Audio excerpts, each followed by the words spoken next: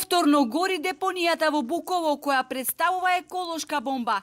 Посебно во вечерните часови и рано наутро, неподнослива миризба и чад се чувствува во одредени делови на градот и Охридската околина. Ние, жителите од поранешната Коселска општина, во која гравитират 6 села, се удавивме од депонијата која тврдам дека постојано гори, вели председателот на местната заедница од село Куратица. Јазикот од чад, буквално можете да гледате на социјалните мрежи, го споделивме од Буково до Трвениште и цело Охрид е зафатен.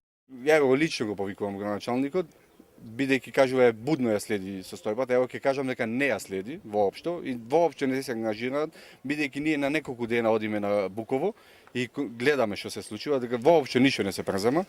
Нема никаква активност од надлежните, велат граѓанските активисти. Тоа не натера да побараме судската власт во држава да ја превземе својата улога и да и нареди на извршната власт да се ги спроведува законите во делот на управување со отпадот.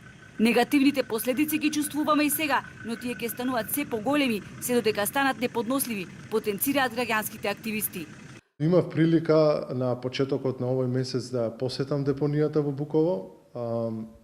Она што непријатно ме изненади е што ситуацијата на депонијата во Буково е многу полоша од ситуацијата која што е со депонијата во Струшката депонија.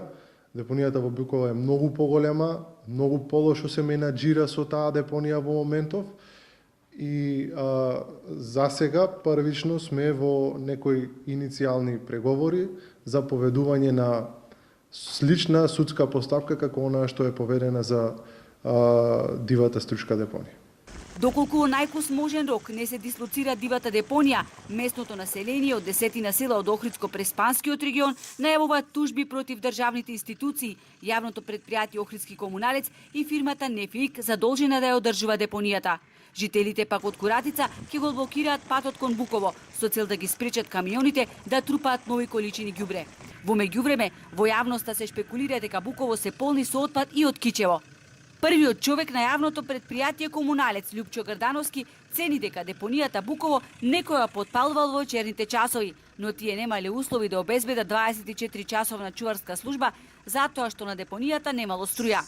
Што се однесува пак на изградбата на регионална депонија во југозападниот регион, од Министерството за животна средина велат постапката била започната, ама за реализација на проектот владата чекала заем од Европската банка за обнова и развој.